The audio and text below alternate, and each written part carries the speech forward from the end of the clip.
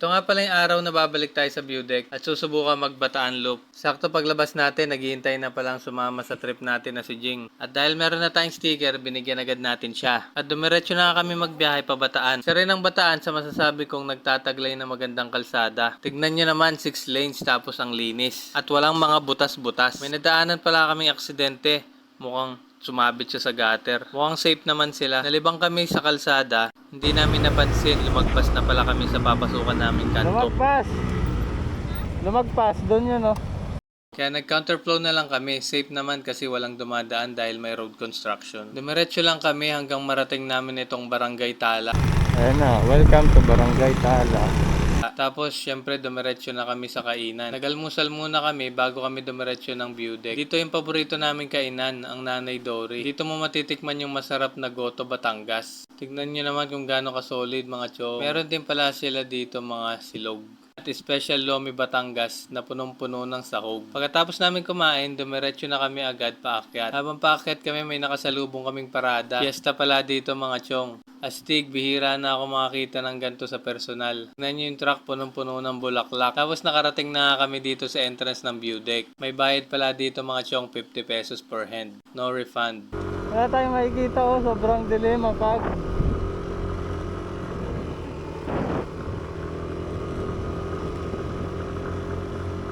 What?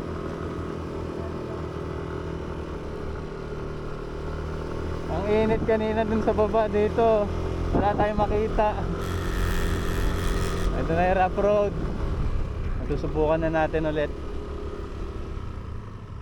Madilim, oh. Ay, maano. Ano gusto mo? Ikaw mauna o kami? Kami? Tigasan mo lang yung kamay mo. Daanan mo na lang din natin.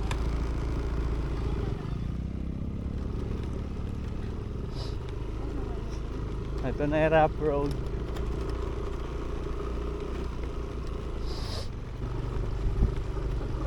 Uy, ayun.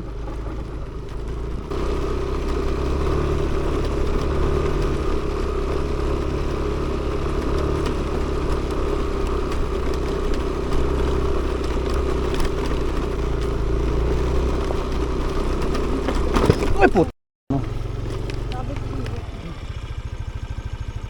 Ayun, sada.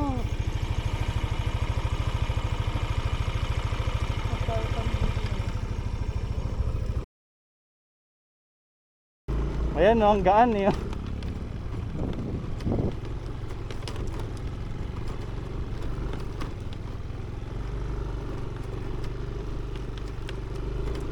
Ako sa kabila.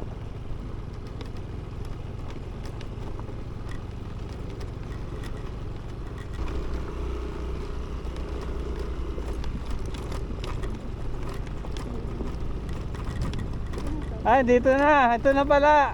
Yay! Dito na. Nakarating na pero wala makita.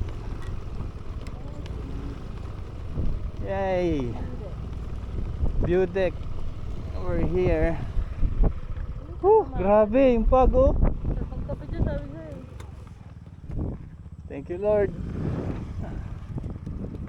Grabe yun, wala makita. Selfie mo.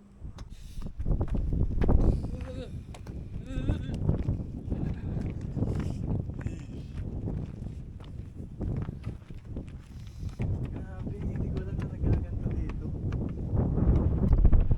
Dami pang pumupunta, oh. Lamig eh. Pwede rin mga kotse dito, guys, oh. Kayang-kaya. Yeah. Konti na lang. Konti na lang yan, malapit na.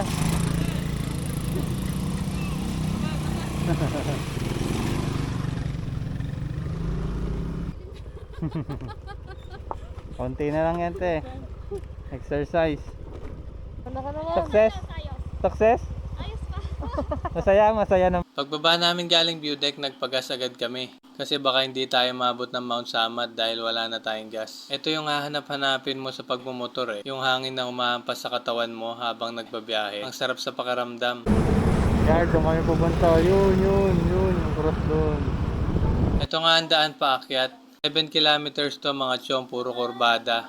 Tapos pagdating namin sa taas, nakakagulat yung dami ng motor. Sobrang daming nakaparada. Dami guys oh. Grabe, wala na maparkan. Hindi namin expect na ganito pala kadami umaakyat sa Mount Sama tuwing linggo. Talagang nakakauhaw sa biyahe kaya napabili kami ng buko at tubig. Sa loob ay maraming mabibilhan ng souvenir. May mga t-shirt, keychains, at mga ref magnet. Kailangan mo muna palang dumaan sa orientation bago ka makaakyat sa cross. Ito, i-explain kung saan ka lang dapat dumaan at ang history na din ng cross. Dito ko nalaman na second tallest cross pala ito. Kita pala ang Manila Bay dito mga chong. Bay daw. Daw. Yung doon. Saan ba ang west? Tambay.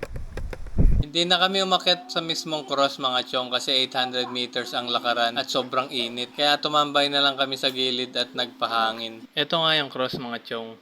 Tingnan nyo kung gaano kaganda. Sobrang ganda ng history nito kung i-google or i-YouTube nyo. Pagkatapos namin magpahinga, dumiretso na nga kami ng Bagak para yun ang maging way namin pa uwi. Pag dumiretso ka ng Bagak, lalabas to ng SBMA. Sa sobrang antok nga pala ng angkas ko, ginawa ko siyang pinag-drive ko para mawala yung antok niya. Ganito palang pakaramdam ng angkas. Medyo matagtag. Pagdating namin ng SBMA, dito na kami nag-iwahiwalay. Uwi na ng Olongapo si Jing, kami naman sa Tipo, Cabalan. Salamat sa pagsama mga chong. Sana nag-enjoy kayo. Just the two of us.